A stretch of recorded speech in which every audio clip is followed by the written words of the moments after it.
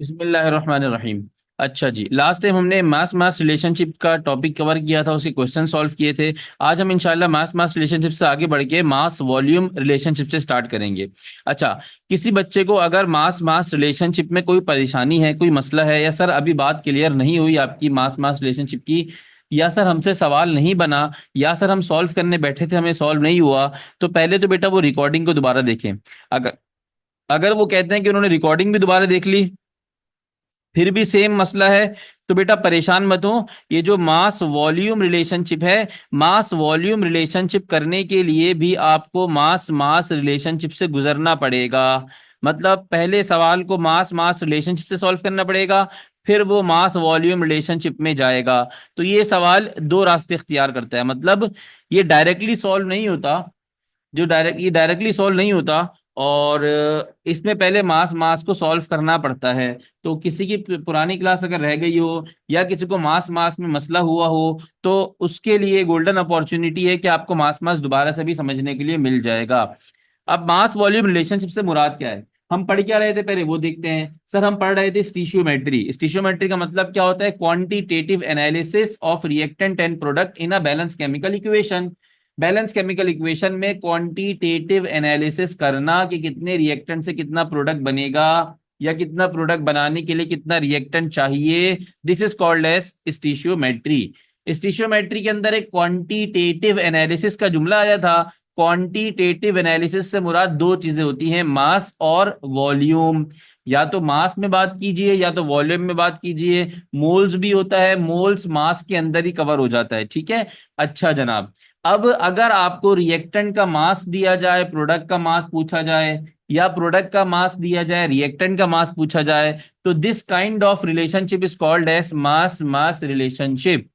अगर आपको किसी भी एक सब्सटेंस का मास दिया जाए, किसी दूसरे सब्सटेंस का वॉल्यूम पूछा जाए, इधर वो रिएक्टेंट भी हो सकता है, वो प्रोडक्ट भी हो सकता है। बस आपको मास दे के वॉल्यूम पूछा जाए, या वॉल्यूम दे के मास पूछा जाए, this kind of relationship is called as mass volume relationship. इसको हम क्या बोलते हैं? Mass volume relationship. तो यहां तक मेरे बच्चे आप लोग साथ चल रहे थे। अब मास वॉल्यूम रिलेशनशिप के हम सवालात पर आते हैं, ठीक है।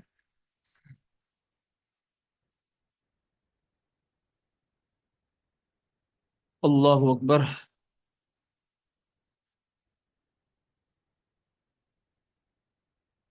अभी सवाल कह रहा है आपसे।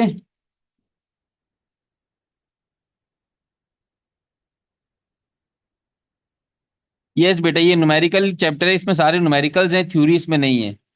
Calculate the volume of oxygen.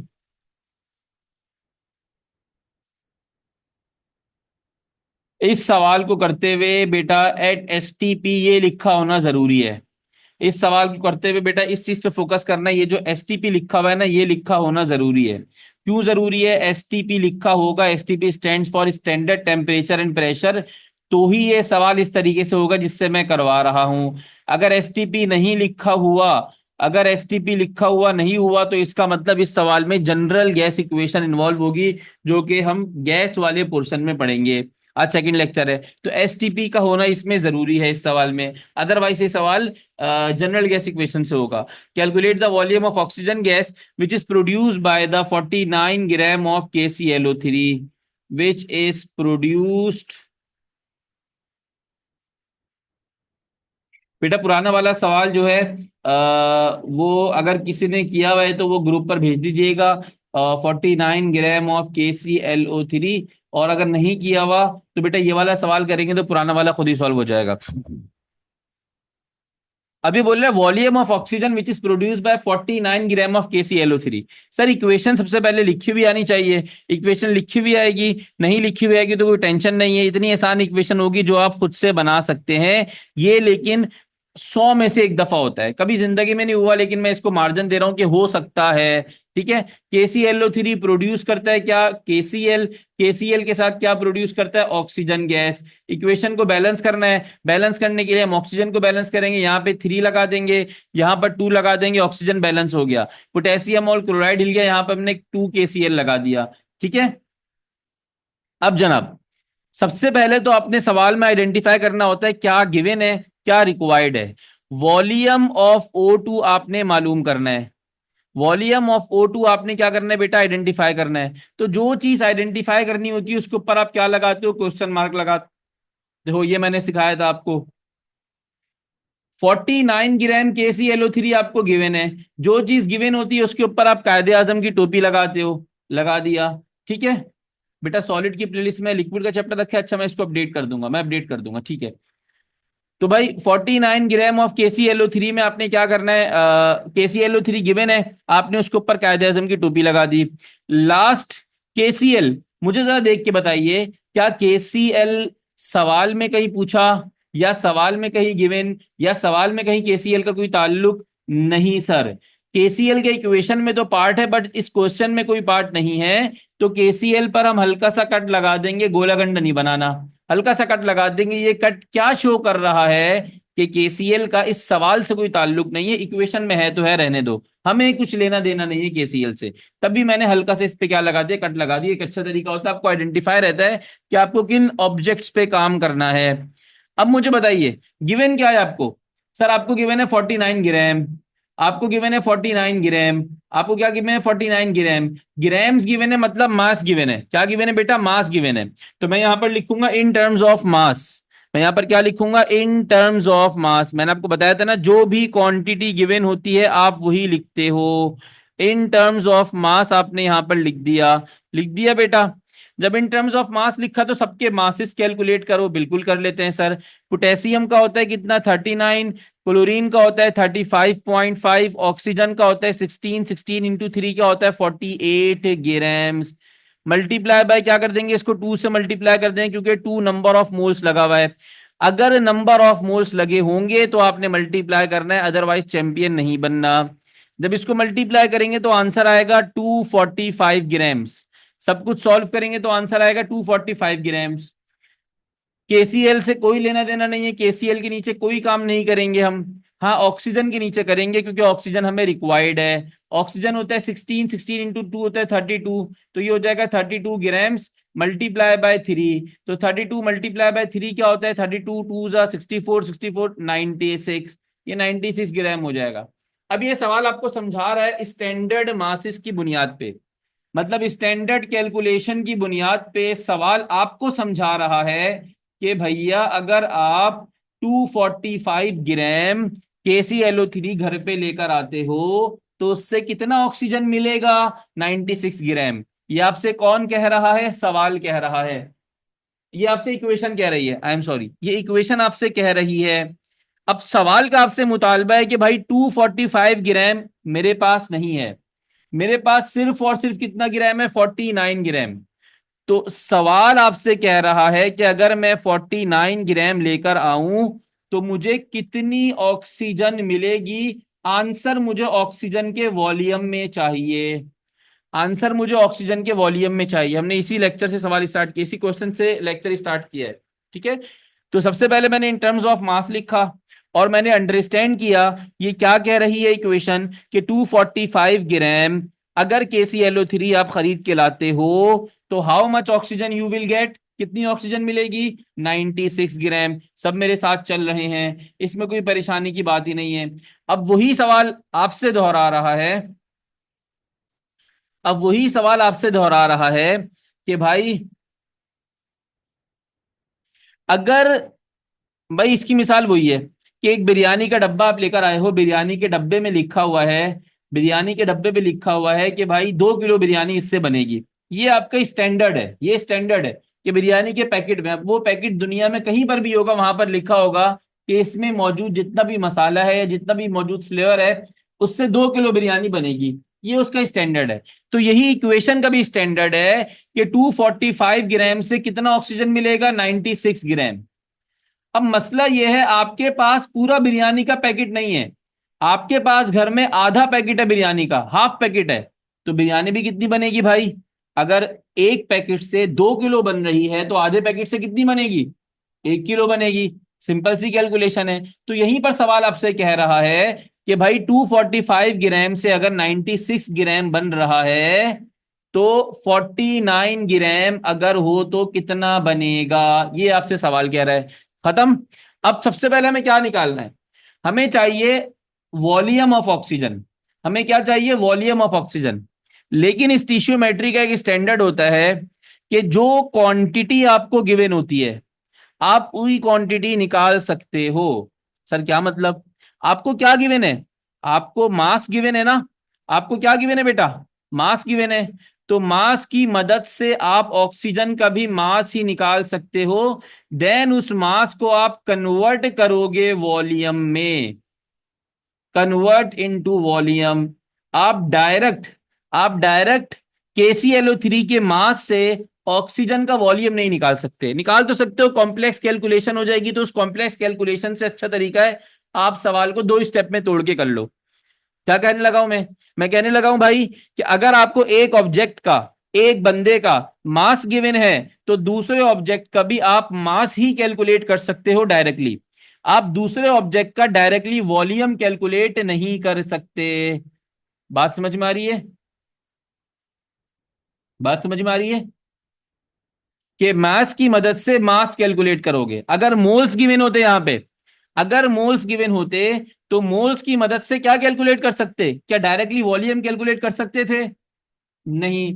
क्या डायरेक्टली मास कैलकुलेट कर सकते थे? नहीं। मोल्स गिवन है तो मोल्स की मदद से दूसरे ऑब्जेक्ट के भी आप क्या कैलकुलेट कर सकते हो? मोल्स ही कैलकुलेट कर सकते हो। दिस इज द कॉन्सेप्ट कि जो जो क्वांटिटी एक ऑब्जेक्ट की गिवन होगी, जो पैरामीटर एक ऑब्जेक्ट का गिवन होगा, एक सब्सटेंस का गिवन होगा, आप रिक्वायर्ड सब्सटेंस की वही चीज मालूम कर सकते हो। फिर उसको जिसमें कन्वर्ट करना चाहो कन्वर्ट कर लो। तो भाई सबसे पहले मुझे मास ऑफ KClO3 गिवन था, तो मैं क्या निकालूंगा? सबसे पहले मैं निकालूंगा मास ऑफ ऑक्सीजन। अब सर कुछ अफलातून जागे। वो अफलातून कह रहे हैं सर ऑक्सीजन का आप मास क्यों निकाल रहे हैं, ऑक्सीजन को तो वॉल्यूम निकालना है। ये अफलातून वो जागे जो मेरी पुरानी वाली तकरीर नहीं सुन रहे थे। वो अफलातून बोलेंगे कि सर आपने तो वॉल्यूम निकालना है ऑक्सीजन का, आप मास क्यों निकाल रहे हैं? तो भैया मैंने बताया था कि आपको गिवन फैक्टर क्या है। सर गिवन फैक्टर है मास। तो मास की मदद से पहले क्या निकलेगा? मास। देन उसको आप किस में कन्वर्ट करोगे? वॉल्यूम में कन्वर्ट करोगे। नाउ अब समझ में आ गई बात? कोई टेंशन है इसमें?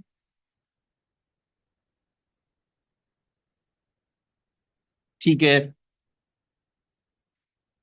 अब मेरा बेटा, अब आगे बढ़ते हैं।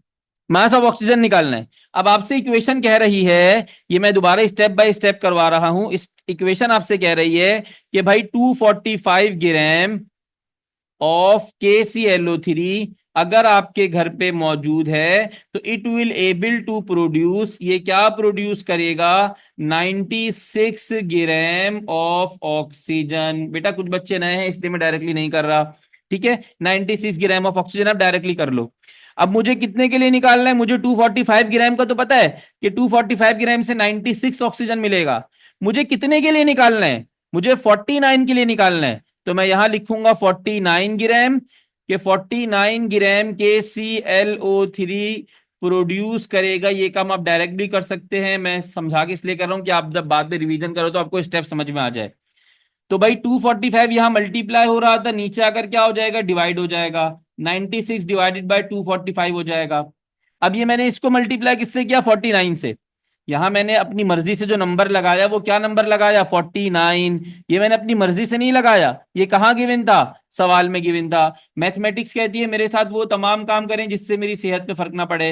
आपने 49 लेफ्ट हैंड साइड पर लगाया है, तो मैथमेटिक्स कहती है आपको 49 राइट हैंड साइड पर भी लगाना पड़ेगा। 96 divided by 245 multiply by 49 gram of oxygen. अब इसको सॉल्व करेंगे।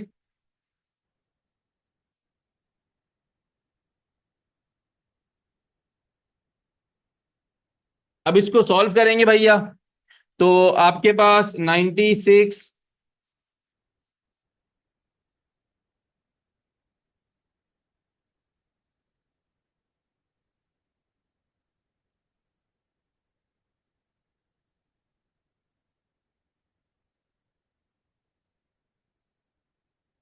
तो भैया मेरा ख्याल है आपको, आपके पास जो आंसर आएगा वो आंसर आएगा 19.2 ग्राम ऑफ ऑक्सीजन। वो आंसर कितना आएगा? 19.2 ग्राम ऑफ ऑक्सीजन।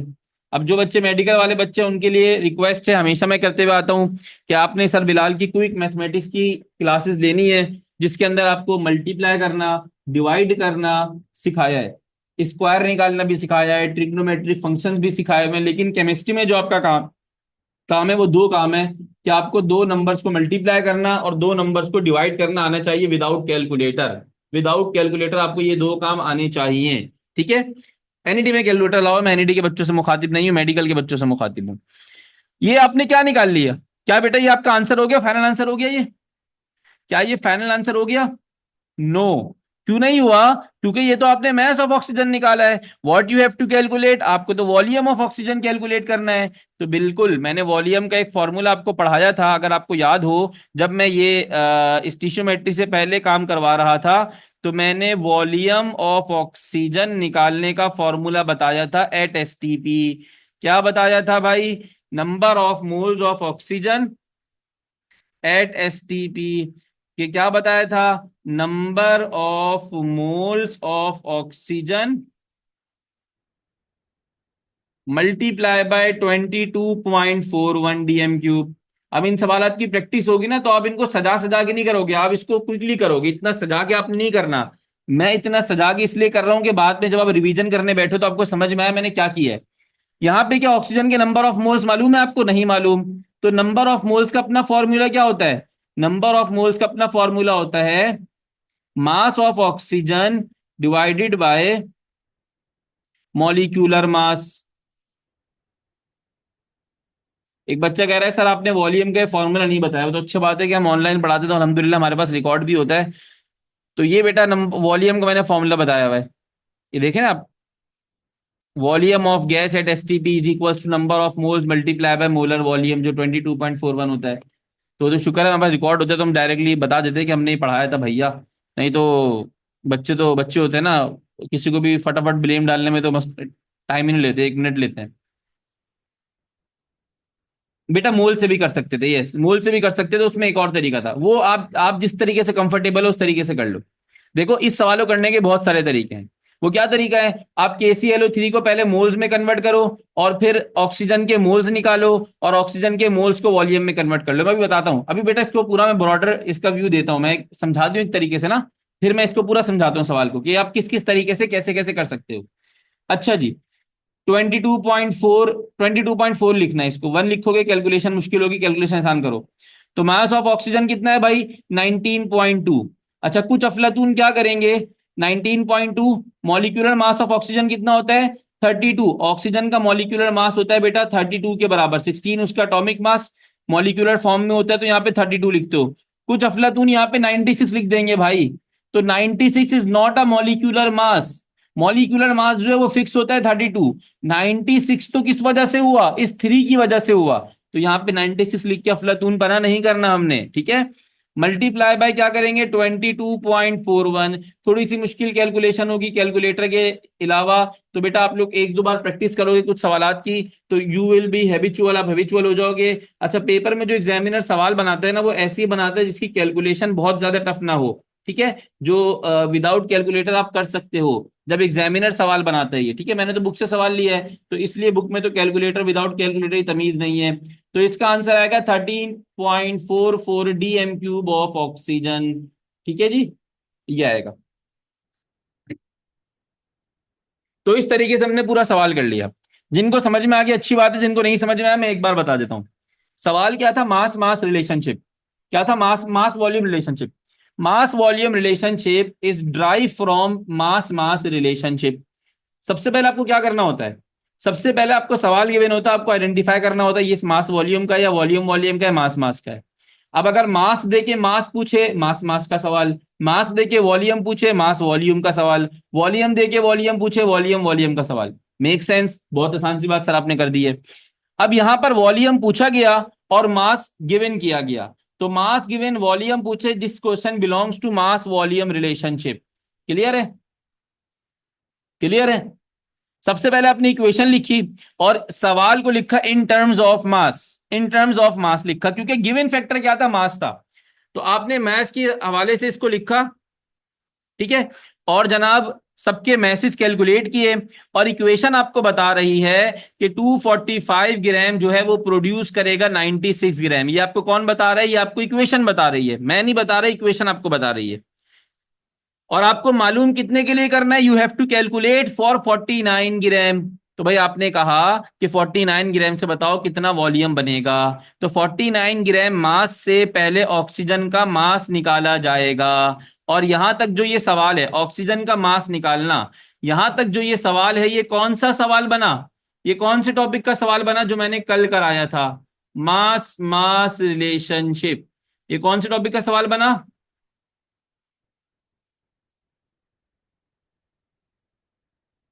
ये मास मास रिलेशनशिप सवाल बन गया कि आपने एक के मास की मदद से दूसरे का मास कैलकुलेट कर लिया। अब आपको तो इवेंचुअली मास कैलकुलेट नहीं करना था, you have to calculate the volume. आपको वॉल्यूम कैलकुलेट करना था। Now what will you do? आप इस आने वाले मैस को कन्वर्ट करोगे वॉल्यूम में। किसमें कन्वर्ट करोगे? वॉल्यूम में। तो भाई वॉल्यूम का फॉर्मूला होता है volume of oxygen at STP is equals to number of moles multiply by molar volume. अब अगेन नंबर ऑफ मोल्स का अपना फॉर्मूला होता है मास अपॉन मॉलिक्यूलर मास। यहां से आपने सवाल कैलकुलेट कर लिया। अब एक बच्चा कहता है सर ये सवाल मैं एक और तरीके से कर सकता हूं। अच्छा भाई, आपको उस तरीके आसान लगता है उस तरीके से कर लो, मैं एक सवाल लिख देता हूं और आप उस तरीके से कर लो, कोई टेंशन ही नहीं है।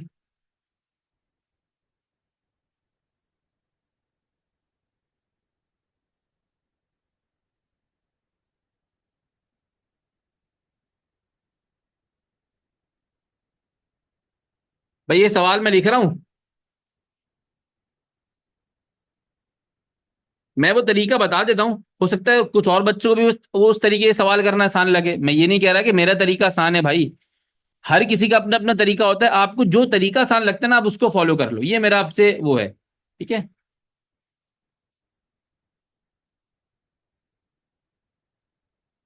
यस, मास ऑफ ऑक्सीजन आप क्रॉस प्रोडक्ट से भी ले सकते हो, यस ले सकते हो। अभी सवाल कह रहा है question number 2, how many litres of oxygen of carbon dioxide. बेटा यूनिट्स पे नहीं खेलना आपको, ग्राम पर मोल होगा वो तब यूनिट्स में खेलते हो। ये तो भी खाली न्यूमेरिकल वैल्यू आंसर निकाल लेना इसका। तो आंसर वॉल्यूम में निकलेगा, आप इसको ग्राम पर मोल बिल्कुल मॉलिक्यूलर मास की यूनिट लेते हो, लेकिन अभी आप उस पर नहीं खेल रहे, क्या बोलते हैं, यूनिट्स पे नहीं खेल रहे अभी आप। How many litres of carbon dioxide eight standard temperature and pressure will be produce from the complete combustion of methane. Methane की कंबस्शन हो रही है। मीथेन का फॉर्मूला क्या होता है? CH4+2O2 CO2+2H2O। ठीक है। यहां पर इक्वेशन क्या आएगी?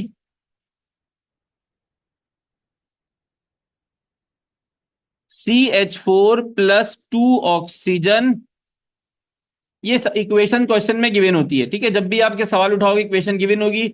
लेकिन कभी किस्मत फूट गई तो इक्वेशन नहीं भी गिवन हो सकती, तो आपको कुछ बेसिक इक्वेशंस याद होनी चाहिए। तो ये कंबस्शन ऑफ मीथेन है। कंबस्शन ऑफ मीथेन में मीथेन का रिएक्शन ऑक्सीजन से होता है और कार्बन डाइऑक्साइड और वाटर बनता है, CH4+2O2 CO2+2H2O।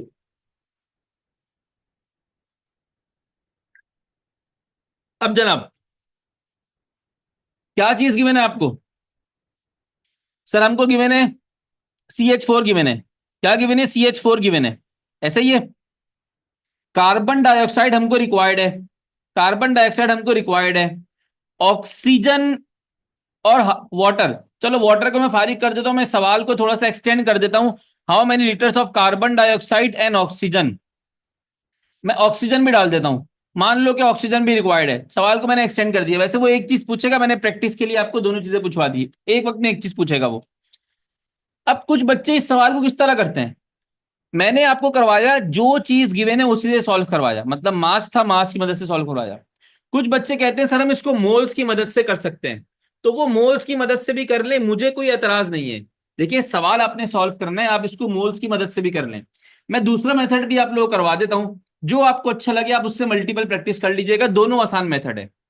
वो मेथड क्या कहता है कि भाई सबसे पहले जिसके मास गिवन है उसका मोल्स निकाल लो। CH4 के मास गिवन है, सबसे पहले आप कुछ भी ना करो, नंबर ऑफ मोल्स निकालो CH4 के। सबसे पहले आप CH4 की क्या निकाल लो? मोल्स निकाल लो। Number of moles of CH4। Moles निकालने का फॉर्मूला होता है mass divided by molecular mass. CH4 का मास कितना गिवन है 16, मॉलिक्यूलर मास कितना गिवन है 16, 16/6 क्या हो जाएगा 1 मोल आ जाएगा, क्या आंसर आ जाएगा 1 मोल आ जाएगा। तो ये गिवन मोल कितने होगा CH4 के, 1 मोल हो गया। कितने होगा बेटा, 1 मोल हो गया। यहां तक सब साथ चल रहे हैं, यहां तक सब साथ चल रहे हैं, कोई टेंशन है इसमें? बेटा इक्वेशन सवाल में गिवन होती है, मैंने नहीं बनाई, सवाल में गिवन होती है। आपने मोल निकाल ली। अब जरा मेरी बात कान खोल के, दिमाग और घुटने खोल के सुनना। अभी तक सवाल में क्या गिवन था, सवाल में क्या गिवन था, मास गिवन था। अभी तक सवाल में क्या गिवन था, मास। आपने उसको किस में कन्वर्ट कर लिया, आपने उसको किस में कन्वर्ट कर लिया, मोल्स में कन्वर्ट कर लिया। अब सवाल का जो गिवन फैक्टर होगा वो कौन होगा, मोल। अब सवाल का जो गिवन फैक्टर होगा वो कौन होगा, मोल। आप इस मास को भूल जाएंगे क्योंकि आपने इसको किस में कन्वर्ट कर लिया, मोल में कन्वर्ट कर लिया। तो अब समझे मेरे पास क्या गिवन है, मोल्स गिवन है। तो मेरा बेटा मैं यहां पर क्या लिखूंगा, इन टर्म्स ऑफ मास लिखूंगा या इन टर्म्स ऑफ मोल्स लिखूंगा, क्या लिखूंगा? शाबाश champion. Sir in terms of mass क्यों नहीं लिखा, लिख सकता हूं अगर मैं मास की मदद से सॉल्व करूं। मैं इस सवाल को मोल्स की मदद से सॉल्व कर रहा हूं तो मैं इन टर्म्स ऑफ क्या लिख दूंगा, मोल लिख दूंगा। कोई परेशानी इसमें अभी तक? शाबाश, शाबाश। अब जनाब, अब जनाब आगे देखें गौर से। इसके कितने मोल्स गिवन है सवाल में? सर कुछ नहीं गिवन होता तो क्या लिखा हुआ होता है, कुछ नहीं गिवन होता तो क्या लिखा हुआ होता है, 1 मोल। क्या लिखा हुआ होता है, 1 मोल। इसके कितने मोल गिवन है सर, 2 मोल्स। इसके कितने मोल गिवन है सर, 1 मोल। ये मोल कहां से आ गए, जो भी कोफिशियंट होगा ना वो मोल कहलाएगा। जो भी कोफिशियंट होगा वो क्या कहलाएगा बेटा, मोल कहलाएगा। क्या कहलाएगा, ये मोल कहलाएगा। इसका कोफिशियंट को आप मोल बोल दोगे अपनी आसानी के लिए, सवाल को आसान बनाने के लिए। अब भाई ये सवाल कह रहा है कि 1 मोल अगर CH4 गैस आप घर पे लाओगे तो उससे कार्बन डाइऑक्साइड कितना बनेगा, कितना बनेगा, 1 मोल। क्या बनेगा, 1 मोल। ऐसा ही है। इस सवाल को मजीद सॉल्व करने की जरूरत ही नहीं है। क्यों जरूरत नहीं है, क्योंकि इक्वेशन जो है वो 1 मोल का ही बता रही है। और आपसे सवाल में पूछा भी कितने मोल का है, 1 मोल का ही पूछा है। तो भाई 1 मोल जो है वो कितना कार्बन डाइऑक्साइड बनाएगा, 1 मोल। लेकिन मुझे कार्बन डाइऑक्साइड का क्या निकालना है, मुझे कार्बन डाइऑक्साइड का वॉल्यूम निकालना है। तो भाई वॉल्यूम ऑफ कार्बन डाइऑक्साइड कितना होगा at STP, number of moles multiply by 24.2 DM³ तो number of mole carbon dioxide के क्या है 1 मल्टीप्लाई बाय 22.4 DM³। आंसर आएगा 1 मल्टीप्लाई बाय 22.4 DM³ तो ये 22.4 DM³ of carbon dioxide answer आ जाएगा। अब वॉल्यूम ऑफ ऑक्सीजन निकालना है भाई, volume of oxygen at STP। तो भाई STP पर volume of oxygen, 1 mole carbon dioxide को 2 मोल ऑक्सीजन चाहिए, ऐसा इक्वेशन आपसे कह रही है। तो भाई जो मोल ऑफ ऑक्सीजन है, अच्छा अब ये सवाल सर डायरेक्टली सॉल्व हो गया। इसकी वजह ये है कि इसमें जो गिवन वैल्यू थी ना 1 मोल, वही इक्वेशन की वैल्यू थी। अगर ऐसा होता, लेट सपोज यहाँ पे 3 मोल लिखा होता, लेट सपोज यहाँ पे 3 मोल लिखा होता, यहाँ पे 3 मोल्स होते, तो हम बोलते अगर 1 मोल को 2 मोल्स चाहिए तो 3 मोल्स को कितने चाहिए होंगे, 6 मोल्स चाहिए होंगे। अगर 1 मोल मिथेन जो है वो 1 मोल कार्बन डाइऑक्साइड प्रोड्यूस कर रहा है तो 3 मोल्स ऑफ मिथेन कितने प्रोड्यूस करेंगे, 3 moles of carbon dioxide. Clear है?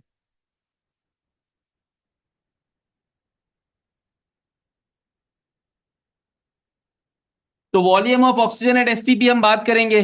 तो STP के ऊपर वॉल्यूम ऑफ ऑक्सीजन कैसे निकलेगा भाई, number of mole multiply by number of mole of oxygen multiply bye 22.4 DM³।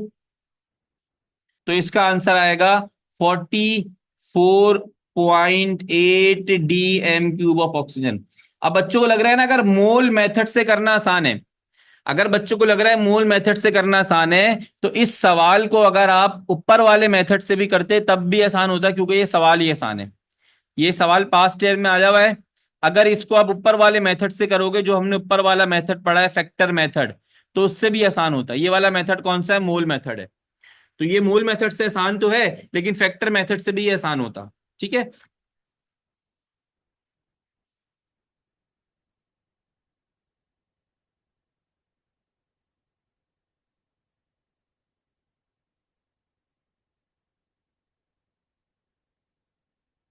ये कुछ सवालात मैं इसके दे रहा हूं, आप लोग बिल्कुल बना सकते हैं इन सवालात को, और कर सकते हैं अपने पास, और करने भी हैं।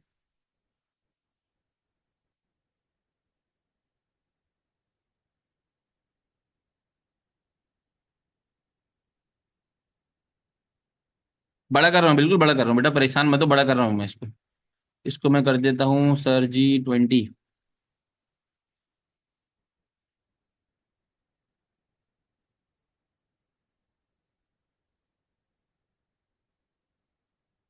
बेटा इक्वेशन सामने लिखी हुई है हर सवाल की। Control B। हर सवाल की इक्वेशन साथ लिखी हुई है, परेशान मत हो। ये एक सवाल हो गया, और ये तीसरा सवाल हो गया। ये थोड़े सवाल ना मिक्स हो गए थे, इसलिए मैं इसको ऐसे कर देता हूँ। और ये तीसरा सवाल हो गया। ठीक है। ये पहला सवाल हो गया।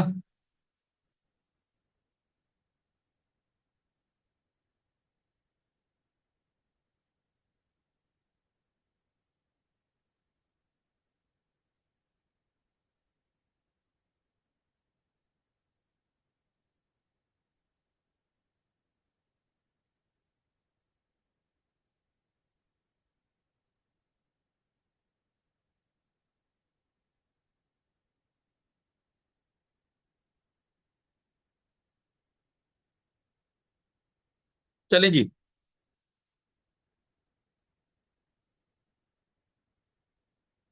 बेटा C3H8 प्रोपेन का फॉर्मूला होता है। होमवर्क क्वेश्चन में प्रोपेन गिवन है, और C3H8 प्रोपेन का ही फॉर्मूला। ऑर्गेनिक केमिस्ट्री बेटा पढ़ी थी ना, या नहीं पढ़ी थी? ऐसा तो नाम मत डुबवाओ अल्लाह के बंदे। तो ये सवाल आप लोगों ने करना है। अच्छा, इनके अब आंसर्स मैं कहाँ से दूं? इसके आंसर मेरे पास फिलहाल नहीं है। करके मुझे चेक करवा दीजिएगा, फिर मैं आपको एक्नॉलेजमेंट कर दूंगा। ठीक है। तो इसके आंसर्स फिलहाल मेरे पास नहीं है, लेकिन आप लोग इसे सॉल्व कर लीजिएगा। सीधे सीधे सवालात हैं।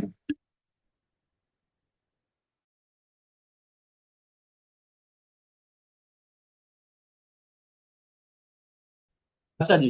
लास्ट पेपर में सवाल इस तरीके से आया हुआ है।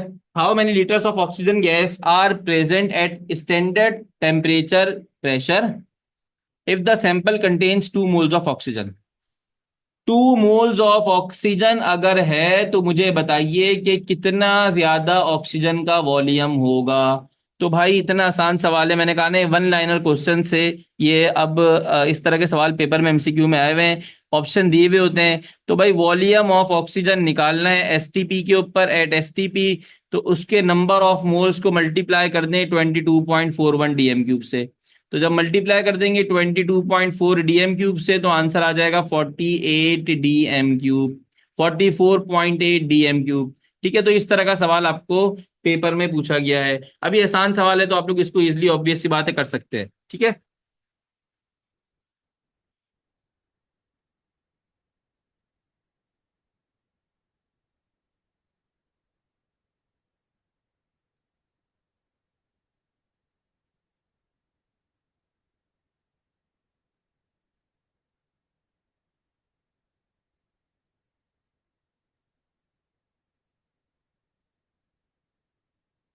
कुछ सवाल और हैं बेटा, जो मैं आपको यहाँ पे पेश कर रहा हूँ। इसको भी आप लोग कर लीजिएगा। देखिए, जितने ज्यादा सवालात बनाएंगे आप, उतनी ज्यादा आपके कॉन्सेप्ट क्लियर होंगे। जितने कॉन्सेप्ट क्लियर होंगे, उतना इजी आपको होगा MCQ को अचीव करना।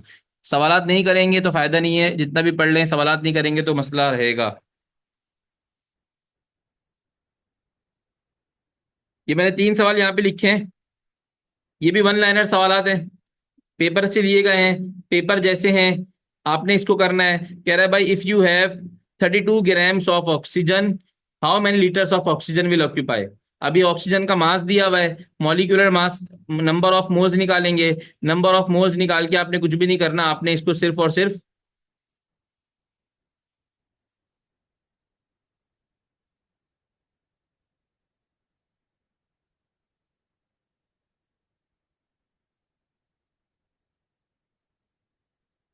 सही है? तो इसको इसके आंसर्स निकाल लीजिएगा, ये वन लाइनर क्वेश्चन है, इसके आंसर होपफुली आप लोग निकाल लेंगे। Now I will move towards volume volume relationship. अब हम आगे बढ़ते हैं अपनी आखिरी रिलेशनशिप के ऊपर, जिसको हम बोलते हैं वॉल्यूम वॉल्यूम रिलेशनशिप। बेटा मैं एक साथ ही ब्रेक दे दूंगा, नमाज का ब्रेक दे दूंगा, जिसने नाश्ता करना हो नाश्ता कर ले, जिसने उस टाइम में खाना खाना हो खाना खा ले, क्योंकि फिर अभी ब्रेक दूंगा, फिर नमाज का ब्रेक भी चाहिए होगा बच्चों को। तो मैं एक ही ब्रेक दूंगा जिसमें आप लोग खाना खाने, कुछ बच्चे कह रहे हैं सर नाश्ता करना है, सुबह के उठे हुए हैं, तो नाश्ता भी कर लीजिएगा, खाना भी खा लीजिएगा, ठीक है। अब वॉल्यूम वॉल्यूम रिलेशनशिप, ये सबसे आसान होती है। मास मास मास वॉल्यूम के बाद सबसे आसान रिलेशनशिप है वॉल्यूम वॉल्यूम। 1 मिनट के अंदर ये सॉल्व हो जाती है, इसमें कोई रॉकेट साइंस नहीं है, कोई दिमाग नहीं लगाना, कुछ कॉन्सेप्ट वॉन्सेप्ट का इस्तेमाल ही नहीं करना, सीधा सीधा सवालात है, वो सीधा सीधा सवाल इसमें क्या हो जाता है बेटा, सॉल्व हो जाता है। आइए देखते हैं क्या कहना चाह रहा हूं मैं। ये है वॉल्यूम वॉल्यूम रिलेशनशिप। भाई ये आपसे फरमाती क्या है, ये आपसे फरमाती है एक सब्सटेंस का वॉल्यूम होगा, दूसरे का वॉल्यूम आपने निकालना है, एक का वॉल्यूम गिवन दूसरे का volume required, simple volume volume relationship ये कहलाएगी। आइए देख लेते हैं सर वॉल्यूम वॉल्यूम रिलेशनशिप के सवाल जरा करते हैं।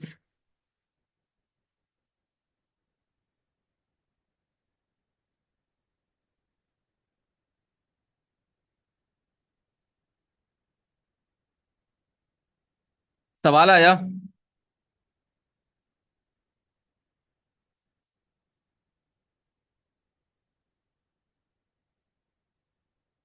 Calculate the volume of oxygen gas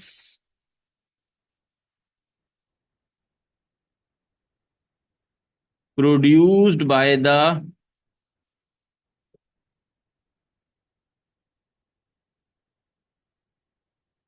combustion of 10 dm cube of CH4। अच्छा, वॉल्यूम का जो यूनिट होता है ना वो डीएम क्यूब भी लिखा जाता है, कुछ किताबों में लीटर भी लिखा जाता था। तो जो पुराने पास्ट ईयर आप उठाएंगे ना, 2005 के, 6 के, 7 के, 8 के पुराने सवालात आप उठाएंगे ना, तो वहां लीटर भी गिवन है। तो मेरे जो सवालात हैं लीटर में, वो पुराने सवालात हैं, लेकिन अब मॉडर्न यूनिट जो वॉल्यूम का होता है वो डीएम क्यूब इस्तेमाल किया जाता है।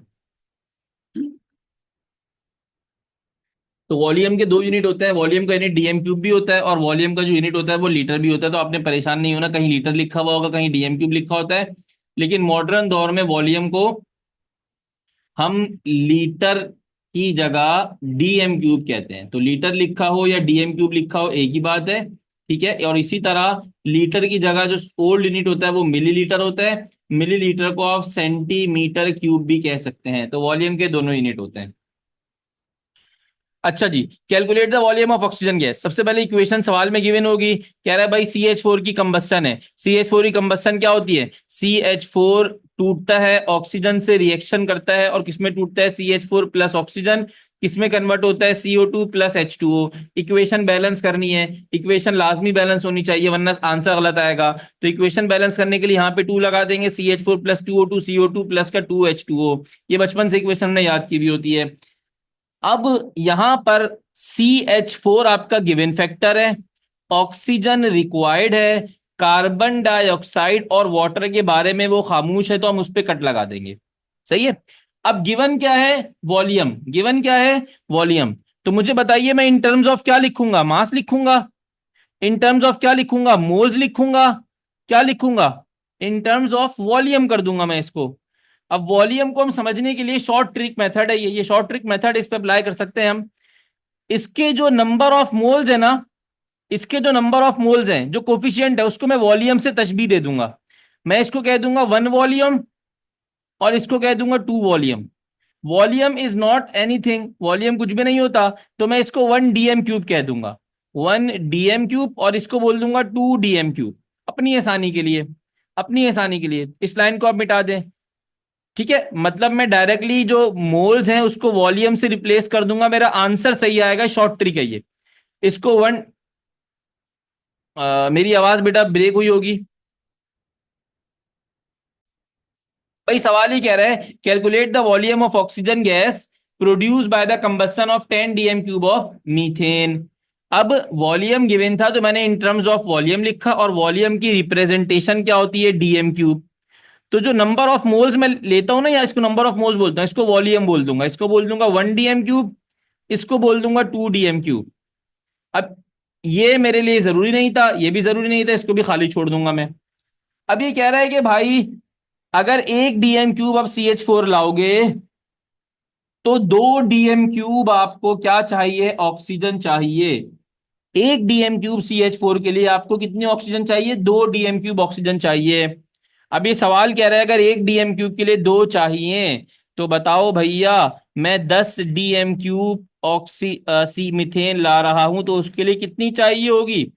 तो डायरेक्टली बता देंगे आप कितनी चाहिए होगी, 20 डीएम क्यूब। तो ये सवाल डायरेक्टली सॉल्व हो जाते हैं। तो ये सवाल क्या हो जाते हैं बेटा, डायरेक्टली सॉल्व हो जाते हैं। आप डायरेक्टली इसका आंसर बता दोगे कि 10 डीएम क्यूब ऑफ CH4। यहाँ पे प्रोड्यूस का जुमला नहीं आएगा, यहाँ पे रिक्वायर्ड का जुमला आएगा, क्योंकि ये इसको ये चाहिए, CH4 को ऑक्सीजन चाहिए तभी वो प्रोड्यूस करेगा, तो यहाँ पे रिक्वायर्ड का सेंटेंस आएगा। 10 DM cube of CH4 required, 20 DM cube of oxygen. भाई मिसाल मुझे बताइए, अगर एक CH4 को एक ऑक्सीजन चाहिए हो तो 2 CH4 को कितने ऑक्सीजन चाहिए होंगी, दो। 1 किलो बिरयानी को, 1 किलो चावल को, 1 किलो गोश्त चाहिए, तो अगर 2 किलो चावल है तो कितना गोश्त चाहिए होगा, 2 किलो। 3 किलो चावल है तो कितना गोश्त चाहिए होगा, 3 किलो। बात सही है।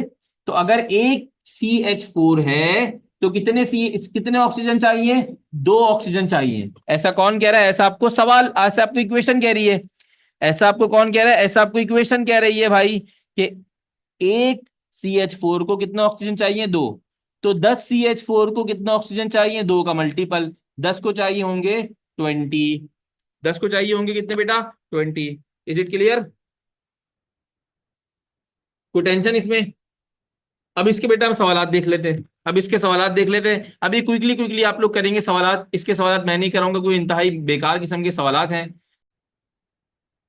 अब ये सवाल आपसे क्या कह रहा है कि भाई 11.2 लीटर्स ऑफ हाइड्रोजन है, नाइट्रोजन से रिएक्शन करते हैं, how many litres of ammonia produce होगा। तो ये 3 डीएम क्यूब, अगर हाइड्रोजन 2 डीएम क्यूब प्रोड्यूस कर रहा है तो मुझे बताइए 11.2 कितना प्रोड्यूस करेगा। तो मैंने यहाँ पे 11.2 डीएम क्यूब लिखा। 11 DM cube of hydrogen produces 2/3 होगा, 3 नीचे आकर डिवाइड होगा और मल्टीप्लाई करा देंगे इसको 11.2 से। तो 11.2 मल्टीप्लाई बाय 1.5, आंसर आपका किसके बराबर आएगा।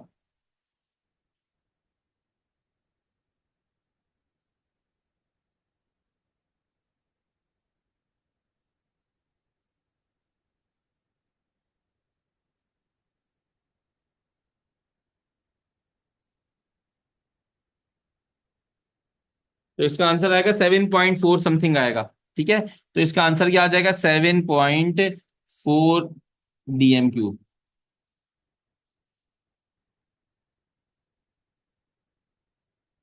तो अब इस तरीके से आप सारे सवालात कर सकते हैं। सर ये समझ में नहीं आया, अबे भाई इसमें समझने वाला क्या है। आप मैथमेट बेटा, मेडिकल वाले बच्चों और इंजीनियरिंग वाले बच्चों, आपने मैथमेटिक्स किसी हद तक तो पढ़ी ना, प्लस माइनस तो करना आता है ना आपको। तो यहाँ पर ये क्या कह रहा है, ये कह रहा है 11.2 लीटर्स क्या है, हाइड्रोजन है। ठीक है, नाइट्रोजन से रिएक्शन करता है। अमोनिया कितना बनेगा, अमोनिया ये आपका क्वेश्चन मार्क हो गया। ठीक है, अब इस सवाल में नाइट्रोजन बेकार था, उस पर मैंने हल्का सा कट लगा दिया। इन टर्म्स ऑफ वॉल्यूम लिखा, तो 3 डीएम क्यूब इसका वॉल्यूम होगा, 2 डीएम क्यूब इसका वॉल्यूम है। इसको मैं फैक्टर मेथड में लेकर आया। मैंने कहा कि भाई 3 डीएम क्यूब अगर हाइड्रोजन आपके पास होगा जो कि अमोनिया से रिएक्शन कर रहा है, जो कि नाइट्रोजन से रिएक्शन कर रहा है, सॉरी, 3 डीएम क्यूब अगर हाइड्रोजन होगा जो कि नाइट्रोजन से रिएक्शन कर रहा है, तो 2 डीएम क्यूब आपका अमोनिया बनेगा। 3 और 2 का रिलेशन है, ऐसे ही है। अब मुझसे ये नहीं पूछ रहा कि 3 के लिए 3 से कितना बनेगा, मुझसे पूछ रहा है 11.2 अगर मेरे पास होगा तो उससे कितना बनेगा। तो कोई टेंशन नहीं है, मैंने 3 को रिप्लेस कर दिया 11.2 से, 3 नीचे जाकर डिवाइड हो गया, 11.2 से मल्टीप्लाई कर दिया, आंसर आ गया 7.46। क्लियर है।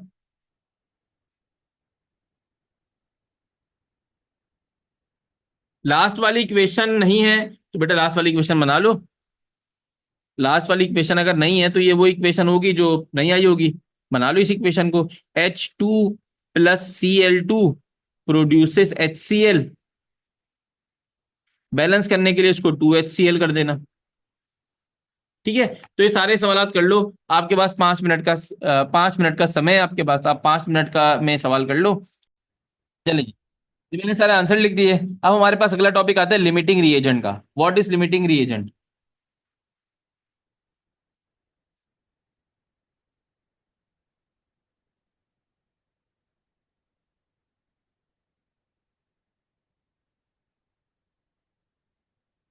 ये होता क्या भला है? जब भी कोई केमिकल रिएक्शन होता है जिसमें मल्टीपल रिएक्टेंट्स होते हैं और वो एक या मल्टीपल प्रोडक्ट बनाते हैं, तो हर रिएक्टेंट की अपनी अपनी इंपॉर्टेंस होती है। ऐसा रिएक्टेंट जो पहले कंज्यूम हो जाए, पहले खत्म हो जाए, और उसके खत्म होने से प्रोडक्ट बनना भी बंद हो जाए। एक ऐसा रिएक्टेंट जो पहले कंज्यूम हो जाए, पहले खत्म हो जाए, और उसके कंज्यूम होते ही प्रोडक्ट की फॉर्मेशन बंद हो जाए, प्रोडक्ट बनना स्टॉप हो जाए।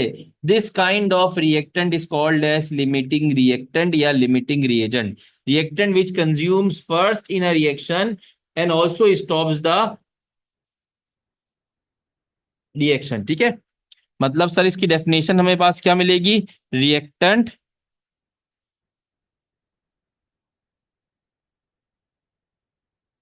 विच consumes first and also stop the chemical reaction. भाई पहले खत्म होने से मतलब क्या है, बताता हूं। पहले खत्म होने से मतलब ये है कि मैंने दो रिएक्टेंट लिए, एक आयरन एक सल्फर। आयरन सल्फाइड बन रहा है। मैंने एक आयरन लिया और मैंने एक सल्फर लिया, आयरन सल्फाइड बन रहा है। अब जैसे ही आयरन सल्फाइड बन रहा है, तो भाई मेरे रिएक्टेंट के जो भी कंटेनर था, जो रिएक्टेंट का मेरा मीडियम था, उस रिएक्टेंट के मीडियम में आयरन खत्म हो गया।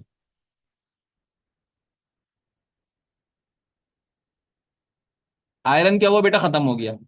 अब आयरन खत्म हुआ, आयरन जीरो हो गया, तो क्या प्रोडक्ट बनेगा? सल्फर मौजूद है मेरे पास, सल्फर मौजूद है, तो क्या प्रोडक्ट बनेगा? नहीं बनेगा। तो जो चीज पहले खत्म हो जाए उस चीज को आप बोलते हो लिमिटिंग रिएजेंट, उसको आप क्या बोलते हो? Limiting reagent. ठीक है, इसकी दूसरी डेफिनेशन होती है वो रिएक्टेंट जो least amount of product form करे। भाई प्रोडक्ट तो दोनों बना रहे हैं ना, दोनों रिएक्टेंट मिलके प्रोडक्ट बना रहे हैं, तो वो रिएक्टेंट जो कम प्रोडक्ट फॉर्म करे, least amount of product form करे, उस रिएक्टेंट को भी आप लिमिटिंग रिएक्टेंट ही कहते हो। ठीक है, मेरा पेन थोड़ा सा गड़बड़ करने लग गया है मेरा ख्याल है। प्रोड्यूसेस लीस्ट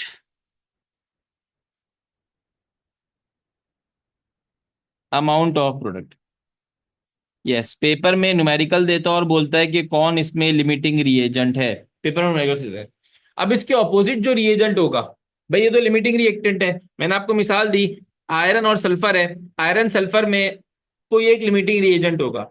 जो दूसरा वाला होता है ना, वो कौन सा रिएजेंट होता है? उसको आप बोलते हो एक्सिस रिएजेंट। एक तो लिमिटिंग रिएजेंट होता है, और इसके अगेंस्ट जो दूसरा वाला होता है उसको आप बोलते हो एक्सिस रिएजेंट।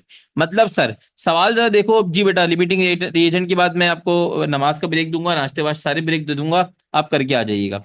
सवाल में कह रहा है कि 10 gram of iron, 10 gram iron and sulphur are given. 10 gram of iron and sulphur are given, और आपसे तकाजा ये कर रहा है कि बताओ calculate the mass of iron sulphide. अब लिमिटिंग रिएजेंट के सवालों में एक होशियारी होती है, calculate the mass of iron sulphide. Limiting reagent के सवालों में एक होशियारी होती है। नॉर्मली कभी कभार ऐसा मुश्किल सवाल आता है, जिस काइंड का ये सवाल है, उसमें सवाल में कहीं नहीं लिखा होता कि लिमिटिंग रिएक्टेंट बताओ। ये इसमें होशियारी होती है। क्या होशियारी होती है? कि भाई इसमें लिमिटिंग रिएक्टेंट बताओ, ये कहीं नहीं लिखा हुआ होता। यहां पे कहीं पढ़ के अंदाजा हो रहा है कि ये सवाल लिमिटिंग रिएक्टेंट का है? पढ़ के अंदाजा हो रहा है कि कहीं लिमिटिंग रिएक्टेंट पूछा हुआ है? नहीं। क्या पढ़ के अंदाजा हो रहा है कि लिमिटिंग रिएक्टेंट का सवाल है? नहीं, लेकिन ये सवाल लिमिटिंग रिएक्टेंट का ही है। अब कैसे, क्या फर्क होता है? देखिए दो किस्म के सवाल है हमारे पास। अच्छा अगर गौर से देखो, ये सवाल किसका लग रहा है? मास मास का लग रहा है, मास वॉल्यूम का लग रहा है, या वॉल्यूम वॉल्यूम का लग रहा है? पढ़ के लग रहा है कि मास मास का है, ठीक है, लेकिन ऐसा नहीं है। याद रखिएगा, जब भी स्टीशियोमेट्री की बात करते हैं ना, जब भी हम बात करते हैं स्टीशियोमेट्री की, स्टीशियोमेट्री की, जिसमें मास मास मास वॉल्यूम वॉल्यूम वॉल्यूम होता है ना, उसमें गिवन वैल्यू एक होती है, वन गिवन वैल्यू होती है, और मल्टीपल रिक्वायर्ड वैल्यूज होती हैं। वन गिवन और मल्टीपल रिक्वायर्ड होती हैं। ये स्टीशियोमेट्री के सवाल का स्टैंडर्ड है। स्टीशियोमेट्री के सवाल में कभी भी मल्टीपल वैल्यूज गिवन नहीं होंगी। ऊपर जितने सवाल दिए, जितने मैंने होमवर्क कराए, उसमें सब में गिवन वैल्यू एक थी, लेकिन रिक्वायर्ड वैल्यू एक से ज्यादा हो सकती है। ये स्टीशियोमेट्री के सवाल का स्टैंडर्ड होता है। समझ गए? भी हौसला हौसला हौसला। मैंने कहा स्टीशियोमेट्री के सवाल में वन गिवन होती है, और या तो वन रिक्वायर्ड होगी या मल्टीपल रिक्वायर्ड होगी, या रिक्वायर्ड वन ही होगी या मल्टीपल रिक्वायर्ड होगी। स्टीशियोमेट्री में ऐसा नहीं कि हर हाल में मल्टीपल रिक्वायर्ड होगी, दोनों हो सकता है, या तो वन रिक्वायर्ड या मल्टीपल रिक्वायर्ड स्टीशियोमेट्री के सवालात में। ठीक है। लेकिन जो लिमिटिंग रिएक्टेंट के सवालात होते हैं ना, लिमिटिंग रिएक्टेंट के सवालातों में, लिमिटिंग रिएक्टेंट के सवालों में क्या फर्क होता है? All reactants are given.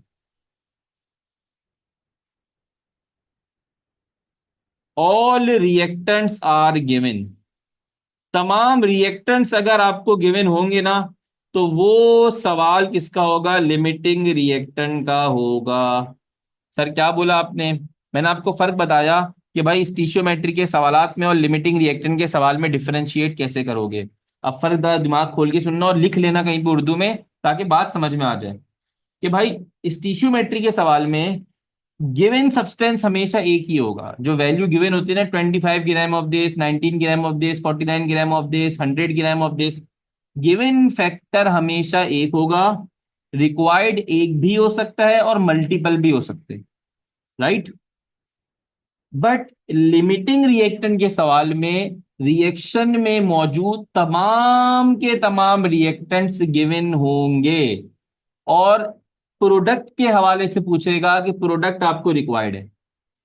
Limiting reactant के सवालों में सबसे आसान तरीका याद करने का यही है कि भाई लिमिटिंग रिएक्टेंट निकालना है ना, तो लिमिटिंग रिएक्टेंट मैं तभी निकालूंगा जब तक तमाम रिएक्टेंट्स आप मुझे नहीं बताओगे कौन कितना कौन कितना कौन कितना है। तो लिमिटिंग रिएक्टेंट के सवालात में तमाम रिएक्टेंट्स गिवन होते हैं, और एक प्रोडक्ट क्या होता है बेटा? रिक्वायर्ड होता है। तो अब इस सवाल में देखो, दो रिएक्टेंट है, आयरन और सल्फर, और आपसे आयरन सल्फाइड पूछ रहा है। तो यही इस सवाल का जो है वो इक्वेशन तो गिवन होती है, इक्वेशन गिवन होती है, इक्वेशन में लिखता हूं। यही इस सवाल का बेटा स्टैंडर्ड है कि आपको एक गिवन है, मल्टीपल गिवन है, जितने रिएक्टेंट है, आयरन भी रिएक्टेंट है, सल्फर भी रिएक्टेंट है, आयरन सल्फाइड बन रहा है, तो ये सब गिवन है, और आयरन सल्फाइड आपको रिक्वायर्ड है। अब इसको करने का तरीका क्या होता है? इसको करने की एक शॉर्ट ट्रिक है।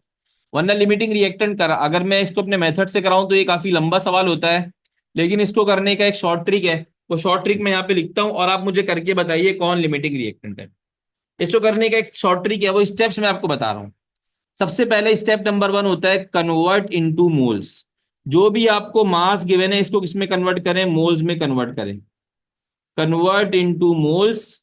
और मोल्स में कन्वर्ट करने का फॉर्मूला क्या होता है? मास डिवाइडेड बाय मॉलिक्यूलर मास। ठीक है। आयरन का एटॉमिक मास होगा, आयरन का एटॉमिक मास होता है 56। ठीक है। और सल्फर का एटॉमिक मास होता है 32। ये सवाल में गिवन होता है ये भी। ठीक है। स्टेप नंबर वन है convert into convert into moles. Step number two क्या है भाई? स्टेप नंबर टू कहता है कि डिवाइड बाय कोफिशिएंट। आपने इसको डिवाइड करना है, डिवाइडेड बाय कोफिशिएंट। जो भी आपके पास मोल्स आए हैं, इसको डिवाइड करना है कोफिशिएंट से। Number second step. Number third और लास्ट स्टेप जिससे आप लिमिटिंग रिएक्टेंट निकाल लेते हो, वो स्टेप होता है भाई कि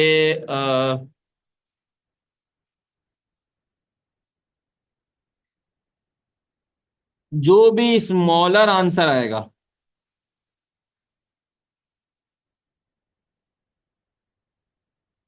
जो भी स्मॉलर आंसर आएगा वो आपका क्या होगा? लिमिटिंग रिएक्टेंट होगा। जो भी स्मॉलर आंसर आएगा वो आपका क्या होगा? लिमिटिंग रिएक्टेंट होगा।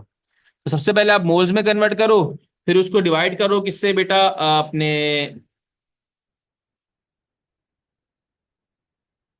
कोफिशिएंट से, और आखिर में उसको निकाल लो कि भाई लिमिटिंग रिएक्टेंट। करके दिखाते हैं, हम अभी कर लेते हैं। भाई सबसे पहले आपको इसका 10 ग्राम गिवन है, इसका भी 10 ग्राम गिवन है, ये तो आपको गिवन नजर आ रहा है। ठीक है।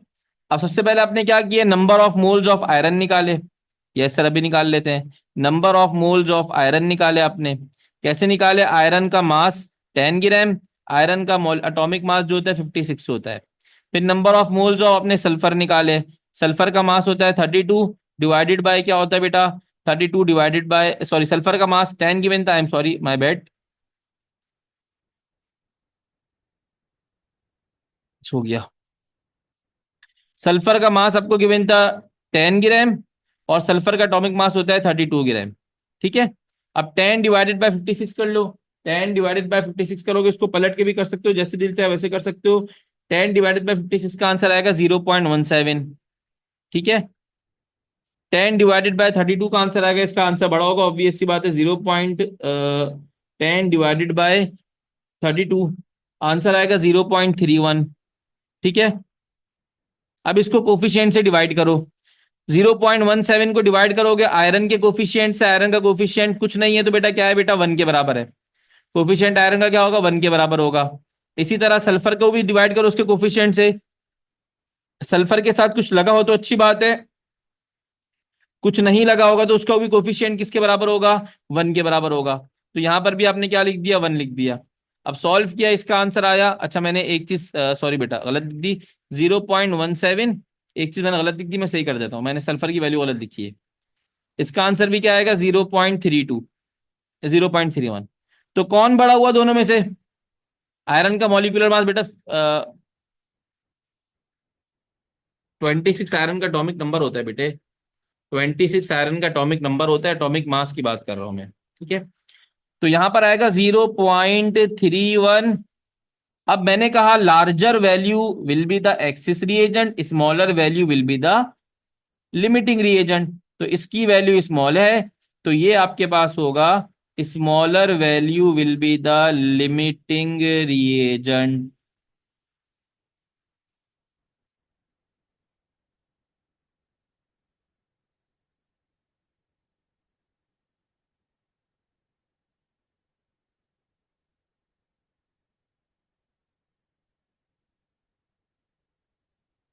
क्या किया है सवाल में आपने, सर सबसे पहले जो भी क्वेश्चन था उसके नंबर ऑफ मोल्स को नंबर ऑफ मोल्स में कन्वर्ट कर लिया, रिएक्टेंट के नंबर ऑफ मोल्स आ गए, ये रिएक्टेंट के नंबर ऑफ मोल्स आ गए, स्टेप नंबर 1 ये रहा। रिएक्टेंट के नंबर ऑफ मोल्स आने के बाद आपने उसको डिवाइड कर दिया कोफिशिएंट से, ये स्टेप नंबर 2। मैं लिखता हूं, this is your step number 1, ये स्टेप नंबर 1 है, और ये स्टेप नंबर 2 है। स्टेप नंबर 2 क्या था भाई, कोफिशिएंट से डिवाइड किया, इसका भी कोफिशिएंट कुछ नहीं है तो 1 आएगा, इसका भी कोफिशिएंट कुछ नहीं है तो बेटा क्या आएगा, 1 आएगा। तो 1 से डिवाइड कर दिया, दोनों के आंसर आ गए। अब जो आंसर आएगा उसमें जो छोटी वैल्यू होगी, जो स्मॉलर वैल्यू होगी, जो छोटी वैल्यू होगी दोनों आंसर में, वो आपके पास क्या होगा बेटा, लिमिटिंग रिएजेंट होगा। अब सवाल पैदा होता है, सर हमसे तो लिमिटिंग रिएजेंट पूछा ही नहीं है, अगर लिमिटिंग रिएजेंट पूछा होता तो कोई मसला ही नहीं था।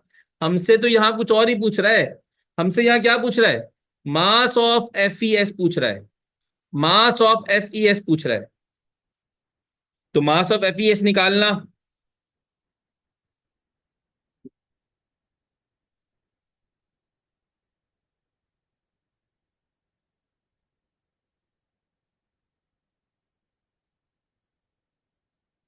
अब मास ऑफ एफ निकालना है। अब मास ऑफ एफ जो निकालोगे ना आप, वो किसके रिस्पेक्ट से निकालोगे, लिमिटिंग रिएजेंट की रिस्पेक्ट से निकालोगे। अब मैं इक्वेशन को दोबारा लिख देता हूं, इक्वेशन को दोबारा लिख देता हूं, एफ ई प्लस का एस प्रोड्यूसेस, क्या प्रोड्यूस कर रहा है यार, एक तो ये मेरा वन नोट ना बड़ा तंग कर रहा है, बस मैं बेटा बस लिमिटिंग रिएजेंट एंड हो जाए फिर मैं ब्रेक देता हूँ आपको, फिर मैं अपने वन नोट का मसला भी हल करता हूँ। ये मेरा वन नोट ना बहुत अजियत दे रहा है, पता नहीं, मैं लिखता बहुत पहले हूँ, ये आता बहुत देर से, ऑडियो वीडियो साथ नहीं चल रही। बेटा लिमिटिंग रिएजेंट ही पेपर में आता है, अगर एक्सिस रिएजेंट भी आता है ना तो आप लिमिटिंग निकाल लो, जो बचा होगा वो क्या होगा, एक्सिस होगा। एक्सिस रिएजेंट में निकालने सेम तरीका होगा ना, स्मॉलर वैल्यू वाला लिमिटिंग रिएजेंट होगा, जो लार्जर वैल्यू वाला होगा वो एक्सिस रिएजेंट होगा। ठीक है। अब जरा देखिए, एफ ई प्लस एस क्या बना रहा है, एफ ई एस बना रहा है। Fe+S क्या बना रहा है? FeS बना रहा है। अब समझे जरा बात को। सल्फर किसी काम का नहीं है। क्यों काम का नहीं है? क्योंकि लिमिटिंग रिएजेंट से आपने मास निकालना होता है। तो इसके नंबर ऑफ मोल्स कितने हैं सर? इसके नंबर ऑफ मोल्स है 0.31। या नंबर ऑफ मोल से डायरेक्ट कर लो। अब ये मास मास का सवाल बन गया। अब ये मेरे कराने का सवाल नहीं है, मास मास वाला सवाल है। इसके स्टैंडर्ड मोल्स कितने हैं सर? 1 मोल है। इसके भी स्टैंडर्ड मोल कितने हैं? 1 मोल है। इसके गिवन मोल्स कितने हैं? इस Fe के गिवन मोल्स कितने हैं? 0.17। तो सर अगर इसका 1 मोल FeS का 1 मोल बना रहा है तो इसके 0.17 मोल इससे कितने बनाएंगे सर? 0.17 मोल। 1:1 का रिलेशन है ना? 1:1 का रिलेशन है। सल्फर को इसलिए काट दिया कि भाई जो आपका लिमिटिंग रिएक्टेंट होता है, प्रोडक्ट उस लिमिटिंग रिएक्टेंट की मर्जी से बनता है। एक्सिस रिएजेंट के मोल से प्रोडक्ट नहीं बनता। जो लिमिटिंग रिएक्टेंट प्रोडक्ट बनाता है वही एक्चुअल प्रोडक्ट बनता है। एक्सिस रिएजेंट वाला प्रोडक्ट एक्चुअल नहीं होता। ठीक है, तो इसलिए सल्फर को मैंने उड़ा दिया। ठीक है, सल्फर सवाल में तो होगा लेकिन सल्फर का हमें कोई काम नहीं है। अब इसके 0.17 मोल्स, इसके कितने बनने हैं? 0.17 मोल्स। अब आपने इसको मास ऑफ आयरन सल्फाइड निकालना है। तो भाई मास ऑफ आयरन सल्फाइड निकालने के लिए आपको क्या करना होगा? Mass of FeS is equals to number of moles of FeS, number of moles of FeS multiply by molecular mass of FeS। ठीक है जी। तो नंबर ऑफ मोल्स FeS से कितने गिवन है? 0.17। मॉलिक्यूलर मास निकालेंगे तो क्या होगा? 56 प्लस का 32, 56, 66, 76, 86, 86 प्लस 2 88। तो 0.17 मल्टीप्लाई बाय 88 होगा। तो आंसर क्या आएगा? 14.96। क्या आंसर आएगा? 14.96 आपका जो आएगा वो आएगा ग्राम ऑफ FeS। ठीक है, ये मैंने लिमिटिंग रिएजेंट करवाया। अभी मैं नमाज का ब्रेक देता हूं आप लोगों को, थोड़ा सा और नाश्ते वास्ते का ब्रेक भी देता हूं, फिर हम इंशाल्लाह क्लास।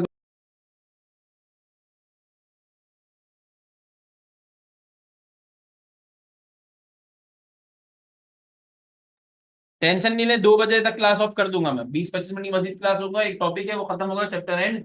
2 बजे तक क्लास है।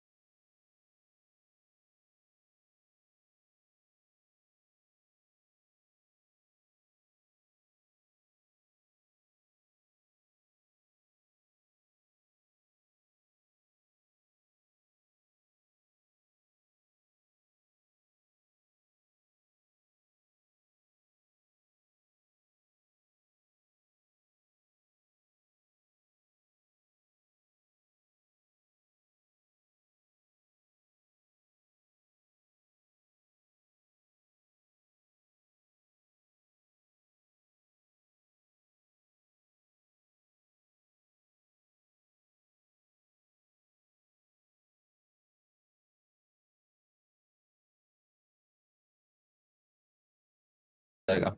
चलें, लिमिटिंग रिएक्टेंट का एक और सवाल हम करते हैं, पेपर में आया हुआ है। इस सवाल को भी हम देख लेते हैं लिमिटिंग रिएक्टेंट के। ये सवाल क्या कह रहा है आपसे कि 6 moles of nitrogen gas react with 10 moles of hydrogen gas. ठीक है sir, 6 moles of nitrogen gas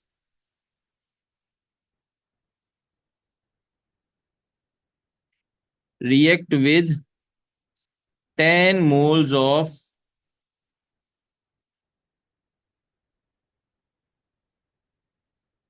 hydrogen gas. अभी क्या कह रहा है, how many litres of ammonia will be produced. How many ammonia will be produced, सबसे पहले तो ये बात कर रहा है how many litres of ammonia will be produce. तो ये सवाल बजाहिर तौर पे नजर ये आ रहा है कि वॉल्यूम वॉल्यूम का मतलब मोल्स इनटू वॉल्यूम का सवाल है, मोल्स दे के वॉल्यूम पूछ रहा है। लेकिन मैंने आपको कहा था कि अगर सारे रिएक्टेंट्स गिवन हो, मल्टीपल रिएक्टेंट्स गिवन हो, तो ये सवाल किसका बन जाता है, लिमिटिंग रिएक्टेंट का बन जाता है।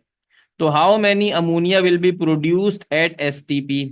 तो इस सवाल में अगर इक्वेशन को देखें जो कि सवाल में गिवन होगी, वो क्या इक्वेशन होती है, N2 प्लस का 3H2 प्रोड्यूसेस 2NH3। ऊपर वाला सवाल में मासेस गिवन थे, मासेस गिवन थे और मास पूछा गया था, तभी उसको आखिर में मास मास से सॉल्व किया। नीचे वाले सवाल में मोल्स गिवन है, वॉल्यूम गिवन है, मोल्स गिवन है, वॉल्यूम रिक्वायर्ड है। तो ये मोल इंटू वॉल्यूम में जाएगा, मोल से वॉल्यूम निकालेंगे, लेकिन सबसे पहले आपको लिमिटिंग रिएक्टेंट निकालना होगा। सबसे पहले हमें क्या निकालना होगा, लिमिटिंग रिएक्टेंट निकालना होगा। अब लिमिटिंग रिएक्टेंट की बात कर लेते हैं, कैसे निकलेगा भाई, 6 moles of N2 react with 10 moles of hydrogen. भाई हमें तो सबसे पहले नंबर ऑफ मोल्स में कन्वर्ट करना होता है, लेकिन इस सवाल में एग्जामिनर ने हमारे लिए आसानी कर दी, नंबर ऑफ मोल्स में कन्वर्ट करके दे दिया उसने, नंबर ऑफ मोल्स में कन्वर्ट करके दे दिया। तो number of moles of nitrogen उसने कितने दिए हैं, 6 moles. Number of moles of hydrogen उसने कितने दिए हैं, 10 मोल्स। अब हमें लिमिटिंग रिएक्टेंट निकालना है। तो नंबर ऑफ मोल्स को हम डिवाइड करते हैं किससे बेटा, कोफिशिएंट से। नंबर ऑफ मोल्स को हम डिवाइड करते हैं कोफिशिएंट से। तो 6 divided by 1, answer will be equals to 6। 10 moles divided by 3, answer will be equals to 10 moles divided by 3, answer will be equals to 3.33। ठीक है, तो ये स्मॉलर वैल्यू है, तो smaller value will be considered as limiting reagent. Smaller value, इसको मैं क्या बोलूंगा,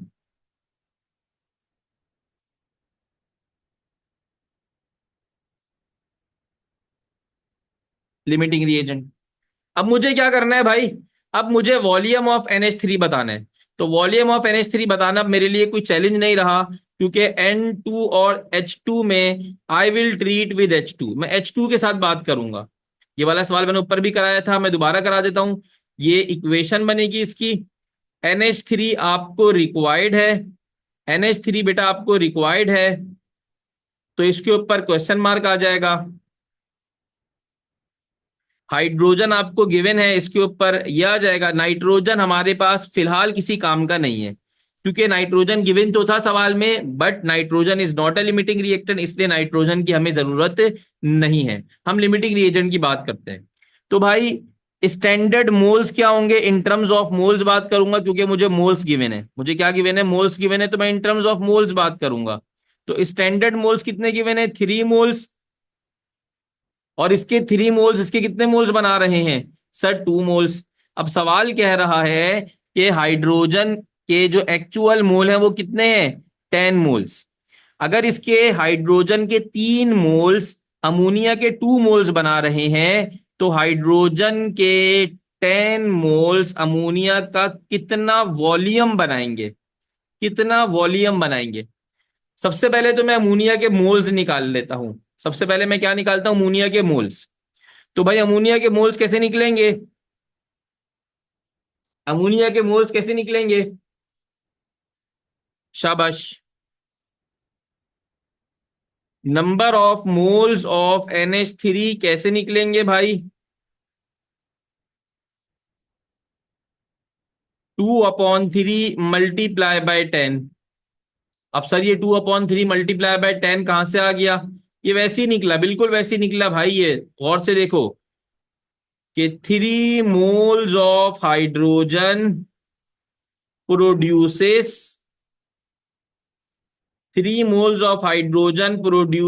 2 मोल्स ऑफ अमोनिया। इसको मैंने थोड़ा फैशनेबल अंदाज में लिख लिया, डायरेक्ट कर लिया। तो इसको सॉल्व करेंगे, मुझे 10 मोल्स के लिए बताना है, तो मैं यहां पर 10 लेकर आ गया। 10 moles of hydrogen produces 2/3 multiply by क्या हो जाएगा? 10 मोल्स ऑफ अमोनिया। तो मैंने यहां पर वही काम किया। तो आंसर किसके बराबर आ गया? 2/3 मल्टीप्लाई बाय 10।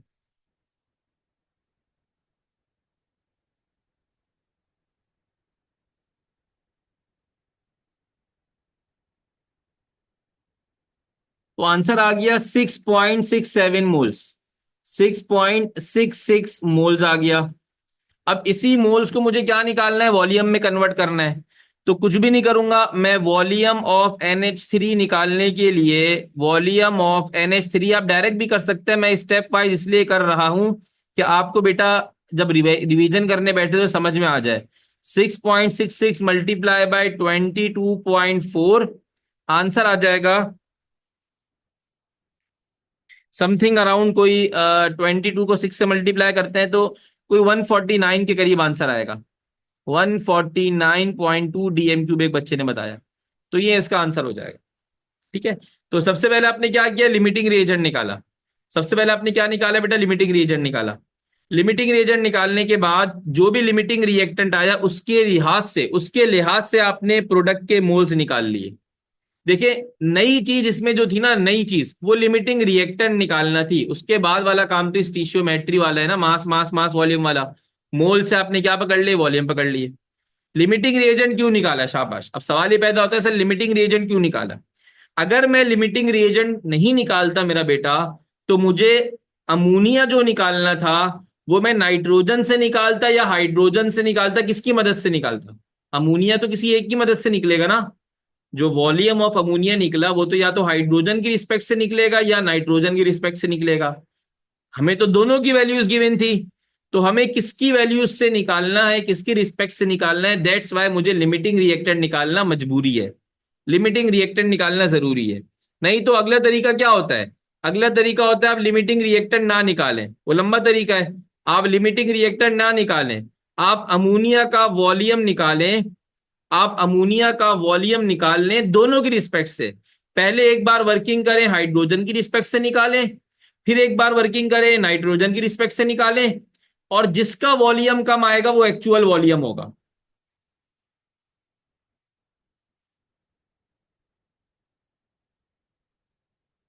जिसकी रिस्पेक्ट से वॉल्यूम आएगा कम वो एक्चुअल वॉल्यूम होगा। लेकिन ये लंबा काम है कि इतना बड़ा सारा काम आप 2 बार करेंगे। तो आसान तरीका क्या है कि पहले आप लिमिटिंग रिएक्टेंट निकालें। और जो देखिए, मैं पहले, अभी जो बच्चे सवाल पूछ रहे हैं ना कि सर हाइड्रोजन से क्यों निकाला, उनको कॉन्सेप्ट ही क्लियर नहीं है। पहले जब तक कॉन्सेप्ट क्लियर नहीं होगा मजा ही नहीं आएगा सवाल सॉल्व करने में। मैं एक बार दोबारा कॉन्सेप्ट थोड़ा बिठाता हूँ जहन में। N2+3H2, जिनको समझ में आ गया वो कोई टेंशन नहीं है, हौसला रखें। जिनको नहीं समझ में आया वो अपने जरा सवालात बंद करके घुटने पे जोर डालें और इधर समझें। N2+3H2 2NH3 आपका ये, अभी मैं खाली कॉन्सेप्ट बिठा रहा हूं जहन में। नाइट्रोजन अपना हिस्सा पार्टिसिपेट कर रहा है अमोनिया बनाने के लिए, हाइड्रोजन अपना हिस्सा पार्टिसिपेट कर रहा है अमोनिया बनाने के लिए। यहां तक सही है? यहां तक सब सही है? यहां तक सही है? खास तौर पे वो बच्चे जो निकम्मों की तरह बैठे हुए, सर ये हाइड्रोजन के 3 मोल से क्यों निकाला? यहां तक सही है, शाबाश, चैंपियन, माशाल्लाह, बेहतरीन हो गया। अब इन दोनों में से कोई ना कोई पहले कंज्यूम हो जाएगा, कोई ना कोई पहले खत्म हो जाएगा। जो चीज पहले खत्म होगी मान ले वो क्या कहलाएगा? वो क्या कहलाएगा? Limiting reactant. ऐसे ही है। और जो लिमिटिंग रिएक्टेंट होगा उसके खत्म होते ही, उसके कंज्यूम होते ही आपका प्रोडक्ट की फॉर्मेशन जीरो हो जाएगी। प्रोडक्ट बनना बंद हो जाएगा। प्रोडक्ट आपका मजीद नहीं बनेगा। यहां तक साथ चलते हैं? कोई टेंशन है?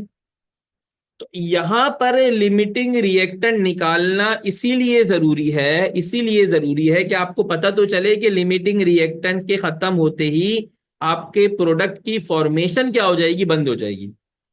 अब नाइट्रोजन पड़ा हुआ होगा, बचा हुआ नाइट्रोजन पड़ा हुआ होगा एक्सेस अमाउंट में, लेकिन हमें तो रिएक्शन स्टॉप हो जाएगा। तो यू हैव टू वर्क, आपने जो वर्किंग करनी है with respect to limiting reagent करनी है। तो इसीलिए पहले मैंने लिमिटिंग रिएजेंट निकाला, और जो अमोनिया का वॉल्यूम निकाला उसमें नाइट्रोजन को मैंने इररेलेवेंट कंसीडर किया, क्योंकि नाइट्रोजन तो बहुत सारा पड़ा हुआ है। मैंने देखा कि भाई हाइड्रोजन जितना अमोनिया बना सकता है उतना ही अमोनिया बनेगा एक्चुअल में उतना ही अमोनिया बनेगा, क्योंकि हाइड्रोजन के खत्म होते ही अमोनिया की फॉर्मेशन जीरो हो जाएगी। अब नाइट्रोजन मेरे पास कनस्तर भर के पड़ा हुआ है, नाइट्रोजन मेरे पास बाल्टी भर के पड़ा हुआ है, नाइट्रोजन मेरे पास कमरा भर के पड़ा हुआ है, नाइट्रोजन मेरे पास बेइंतहा पड़ा हुआ है, लेकिन जब तक हाइड्रोजन उसको नहीं मिलेगा वो अमोनिया नहीं बना सकता। तो वंस आपका हाइड्रोजन खत्म, अमोनिया की फॉर्मेशन बनना क्या हो जाएगी, जीरो। अब नाइट्रोजन जितना पड़ा हुआ है बेटा जहेज में साथ ले जाए आप उसको, किसी काम नहीं आएगा वो। बात क्लियर हुई? बात क्लियर हो गई? तो इसीलिए मैंने पहले लिमिटिंग रिएजेंट निकाला, उस लिमिटिंग रिएजेंट की रिस्पेक्ट से फिर मैंने देखा कितना प्रोडक्ट बन सकता है, और वो जो प्रोडक्ट बनेगा वो मेरा एक्चुअल प्रोडक्ट बनेगा। वो मेरा क्या बनेगा बेटा, एक्चुअल प्रोडक्ट बनेगा। ठीक है।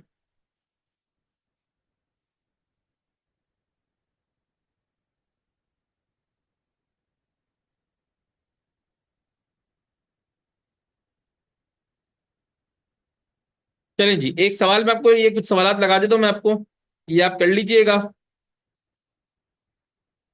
बिस्मिल्लाहिर्रहमानिर्रहीम। यहाँ से इंटर कर दिए इसको, यहाँ से इसको मैंने इंटर कर दिया। ये तीन सवाल मैंने आपको दे दिए बेटा।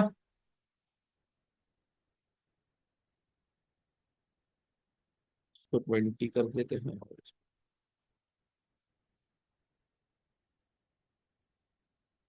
ये लंबा कर दो। ठीक है, इन सवालात को आप देख लीजिएगा। इक्वेशन आपको बनाने की मसला नहीं है। कार्बन डाइऑक्साइड फर्दर क्या रह गया, 50 grams of carbon monoxide and 40 grams of oxygen react, carbon dioxide बना रहे हैं। तो इसकी इक्वेशन क्या होगी भाई, कार्बन मोनोऑक्साइड रिएक्शन कर रहा है ऑक्सीजन से, क्या बना रहा है, कार्बन डाइऑक्साइड। ठीक है, बैलेंस करने के लिए यहां पर टू लगा दें, यहां पर टू लगा दें। ठीक है, इक्वेशन बैलेंस हो जाएगी। अभी नहीं करें बेटा, बाद में कर लीजिएगा। मीथेन ऑक्सीजन से रिएक्शन कर रहा है, ये वाले इक्वेशन मैं सवाल में दे चुका हूं। हाइड्रोजन ऑक्सीजन से रिएक्शन कर रहा है, वाटर बनेगा, तो ये इक्वेशन भी देख लें। H2 प्लस का O2 क्या बन जाएगा, H2O।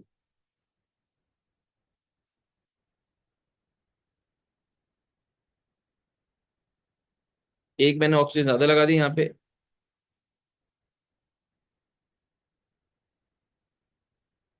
जी बेटा, थोड़ा ज्यादा होमवर्क दिया, टेंशन नहीं ले, आज ही होमवर्क मिला है, कल होमवर्क नहीं मिलेगा। और कभी कभार ही होमवर्क मिलता है केमिस्ट्री में, ऐसा नहीं है कि रोजाना मैं आपको होमवर्क देता हूँ, क्योंकि अब न्यूमेरिकल के सवाल आते हैं तो होमवर्क मैं इसलिए इसी लिहाज से दे रहा हूँ, वरना मैं होमवर्क ज्यादा देता नहीं है। चलें जी, अब हम आते हैं एक आखिरी टॉपिक के ऊपर। छोटा सा टॉपिक है, एक 5 मिनट लेगा मैक्सिमम कवर होने के लिए, तो इसलिए हम उसको भी कर लेते हैं, वरना कल के लिए रह जाएगा तो बेकार है। तो वो आखिरी टॉपिक है, उसको कहते हैं यील्ड। कोई हिसाब किताब नहीं है, कोई कैलकुलेशन नहीं है, एक छोटा सा फॉर्मूला है जिसकी मदद से आप लोग क्या करेंगे, इसको कैलकुलेट कर लेंगे। यील्ड, यील्ड का जो टॉपिक है, इसमें क्या कहता है भाई, कितना प्रोडक्ट बन रहा है आपके रिएक्टेंट के रिएक्ट होने से, कितना प्रोडक्ट ऑब्टेन हो रहा है, this is simple called as yield. इसको हम बोलते हैं यील्ड, प्रोडक्ट की फॉर्मेशन। यील्ड दो किस्म की होती है, एक होती है थ्योरेटिकल यील्ड और एक होती है एक्चुअल यील्ड। एक होती है थ्योरेटिकल यील्ड, एक होती है एक्चुअल यील्ड। अभी तक जो हम बात कर रहे हैं ना, जो अभी तक हमने जितनी यील्ड्स निकाली हैं, वो हमने थ्योरेटिकल यील्ड निकाली है, मतलब ऊपर हमने जो सारा काम किया ना, वो यही सारा काम किया जो भी हम पढ़ने जा रहे हैं। हमने यील्ड निकाली है कि इतना रिएक्टेंट है, इतना प्रोडक्ट बन रहा है, तो हमने थ्योरेटिकली निकाली है ना, किसी ने अपने घर पे एक्सपेरिमेंट तो नहीं किया ना, साथ साथ सबने कॉपी पेंसिल पे काम किया है। तो हमने जो किया है वो थ्योरेटिकल यील्ड निकाली है, इसको हम बोलते हैं maximum amount of product can be form in a reaction on the basis of limiting reactant. Limiting reactant की बेस पे कितना अमाउंट आपका बन रहा है प्रोडक्ट का, this is called as theoretical yield.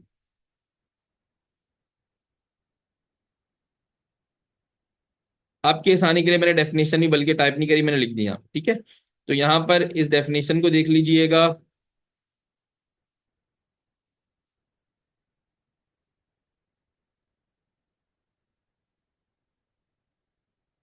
The maximum amount that can be form in a reaction based on the limiting reactant, limiting reactant की base पे जितना भी आपका प्रोडक्ट बनता है वो उसकी थ्योरेटिकल यील्ड कहलाती है।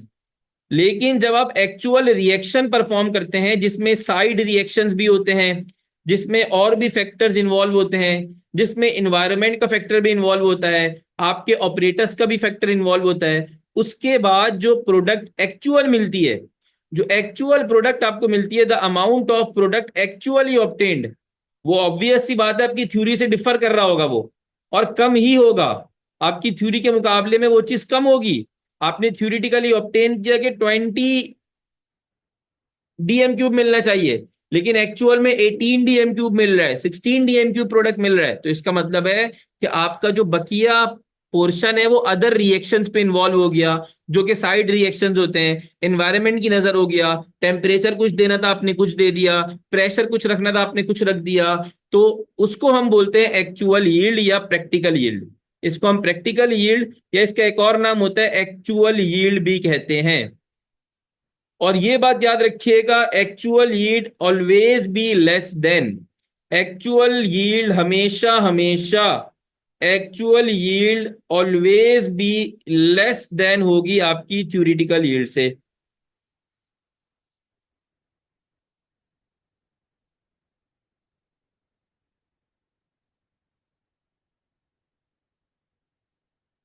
एक्चुअल यील्ड जो मेरा बेटा आपकी होगी वो लेस देन होगी किससे, थ्योरेटिकल यील्ड से। एक्चुअली हमेशा जो भी प्रोडक्ट बनेगा वो हमेशा कम बनेगा थ्योरेटिकल यील्ड के मुकाबले में। थ्योरेटिकल यील्ड क्या है, जो ऊपर सारा काम किया, ये जो ऊपर सारा काम किया ना कि इतना बन रहा है प्रोडक्ट 149 DM³ आपने घर पे बनाया है, फॉर्मूले से बनाया ना, किसी ना किसी कैलकुलेशन पे किसी ना किसी लॉजिक पर बनाया है, तो ये आपकी थ्योरेटिकल यील्ड है। On the basis of calculation, this is theoretical yield. और प्रैक्टिकली खड़े होकर परफॉर्म कर रहे हैं, दिस इज प्रैक्टिकल यील्ड। फिर आप निकालते हो इसका आखिरी चीज जिसको आप बोलते हो परसेंटेज यील्ड, कि भाई कितना परसेंट थ्योरेटिकली आपने एक्सपेक्ट किया था और कितना एक्चुअल में बना, उसकी बेस पे जो यील्ड निकलती है वो यील्ड कहलाती है परसेंटेज यील्ड कहलाती है। आई रिपीट, इक्वल भी हो सकता है लेकिन नॉर्मली प्रैक्टिकल नहीं है। आइडियल सिनेरियो में इक्वल हो सकता है, आइडियल सिनेरियो में इक्वल हो सकता है, लेकिन आपकी ऑब्वियस सी बात है जब भी रिएक्शन परफॉर्म करते हो तो अदर फैक्टर्स इन्वॉल्व होते ही होते हैं। परसेंटेज यील्ड, परसेंटेज यील्ड मतलब कि भाई आपने कितना एक्सपेक्ट किया था, मतलब आपने कितना थ्योरेटिकली एक्सपेक्ट किया था और कितना आपको प्रैक्टिकली प्रोडक्ट मिला, तो उसकी जो परसेंटेज निकलती है उसको आप बोलते हो परसेंटेज यील्ड। इसका फॉर्मूला होता है स्मॉलर वैल्यू ऊपर, मतलब एक्चुअल यील्ड ऊपर आती है,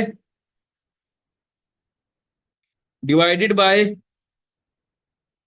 डिवाइड आप करते हो इसको थ्योरेटिकल यील्ड से, और परसेंटेज है तो इसको मल्टीप्लाई कर देते हो 100 से। बेटा पीडीएफ अभी मिल जाएगा आपको इसका। Percentage yield equals to actual yield multiply इसको किससे कर देते हो आप, 100 से कर देते हो। ये आपका फॉर्मूला है, इस फॉर्मूले की बिना पर आप क्या निकालते हो, यील्ड निकालते हो। ठीक है। अब एक सवाल एक कर लेता हूँ छोटा सा इसका, फिर सवाल करने के बाद आप लोग खुद ही इसके सवाल होमवर्क दूंगा, आप लोग खुद ही कर लेंगे। आप लोग माशाल्लाह चैंपियन तो हो गए हैं, इसमें कोई रॉकेट साइंस नहीं है, कोई मुश्किल सवालात नहीं है, सीधे सीधे मासूम से सवालात बनते हैं, इसके पेपर में आते हैं, इसलिए बेटा मैं करवा रहा हूँ।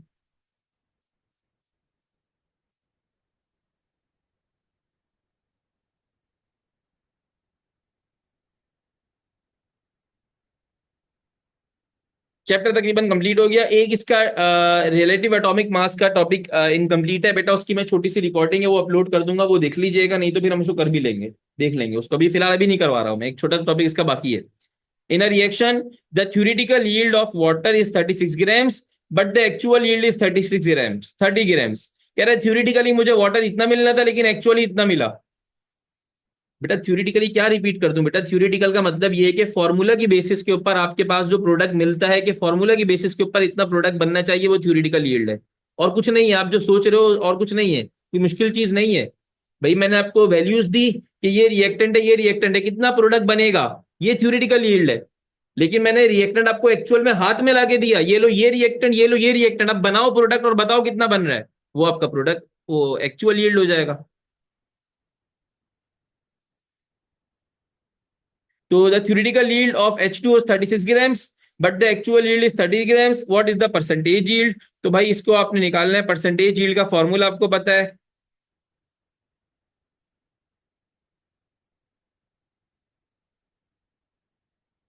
क्या बोलता है भाई, एक्चुअल यील्ड लाओ डिवाइडेड बाय थ्योरेटिकल यील्ड लाओ, मल्टीप्लाई कर दो 100 से, तो आंसर आ जाएगा एक्चुअल यील्ड आपकी कितनी है 30 डिवाइडेड बाय क्या आ रहा है 36,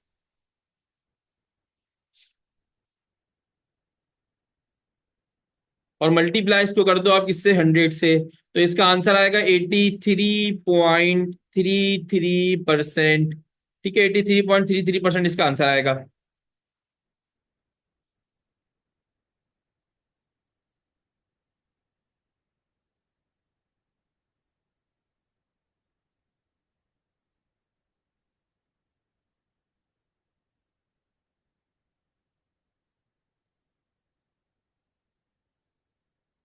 ये सवाल देख लें, कर लेंगे आप लोग, मेरे ख्याल में कोई मुझे कराने की जरूरत नहीं है।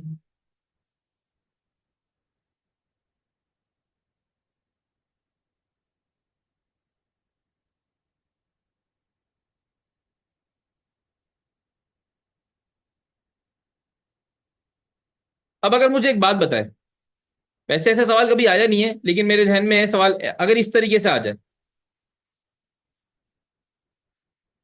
ये जो मैंने तीनों सवाल कराए बेटा, ये जो मैंने तीनों सवाल कराए, इन तीनों सवाल में उसने क्या दिया हुआ है, उसने आपको, अगर आप गौर से देखें तो उसने आपको हर सवाल में एक्चुअल यील्ड भी दे दी और थ्योरेटिकल यील्ड भी दे दी, एक्चुअल यील्ड भी दे दी, थ्योरेटिकल यील्ड भी दे दी, हर सवाल में दे दिया। अगर वो जरा सवाल खुद सोचे जहन में, अगर वो ऐसा करे, देखिए एक्चुअल यील्ड तो आपको वही देगा, आप नहीं बता सकते। आप क्यों नहीं बता सकते, मुझे बताए एक्चुअल यील्ड क्यों नहीं बता सकते? क्योंकि आप एक्चुअल में प्रैक्टिकल परफॉर्म नहीं कर सकते। Make sense. एक्चुअल यील्ड हमेशा वही आपको देगा, जो एग्जैक्ट एक्चुअल यील्ड है वो हमेशा वही आपको देगा। लेकिन क्या कभी ऐसा हो सकता है कि वो आपको थ्योरेटिकल यील्ड डायरेक्टली ना दे, वो थ्योरेटिकल यील्ड में थोड़ा सा घुमा दे? क्या घुमा सकता है वो आपको? सोचें, क्या घुमा सकता है वो आपको? वो आपको थ्योरेटिकल यील्ड के लिए डेटा दे दे, या तो मास मास का डेटा दे दे, या मास वॉल्यूम का डेटा दे दे, या लिमिटिंग रिएक्टेंट का डेटा दे दे, तो आप वहां से पहले थ्योरेटिकल यील्ड निकालोगे फिर परसेंटेज यील्ड निकालोगे। यस, यस, इससे ज्यादा मुश्किल नहीं कर सकता सवाल। तो अगर ऐसा कोई सवाल आएगा, ऐसा कोई सवाल आएगा तो आप लोग कर लेंगे।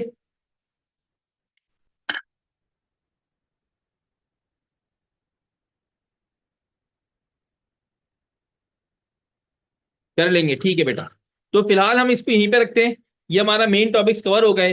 एक रिलेटिव एटॉमिक मास का टॉपिक है जिसकी मैं लेक्चर अपलोड कर दूंगा, और अगर आप लोग उसको कर लें तो वेल एंड गुड हो जाएगा, नहीं करेंगे तो फिर मैं भी उसको करा दूंगा, परेशानी की बात नहीं है। बाकी कुछ एमसीक्यूज इसके अपलोड कर दूंगा, प्रैक्टिस शीट के नाम पे अपलोडेड है, टीपीपी वाली फोल्डर पे जाके देखेंगे आप, वो आप लोग कर लीजिएगा। ये दो काम करने के बाद इंशाल्लाह जब आपका चैप्टर 100% कंप्लीट हो गया, फिर हम अगले चैप्टर में मूव करेंगे, ठीक है?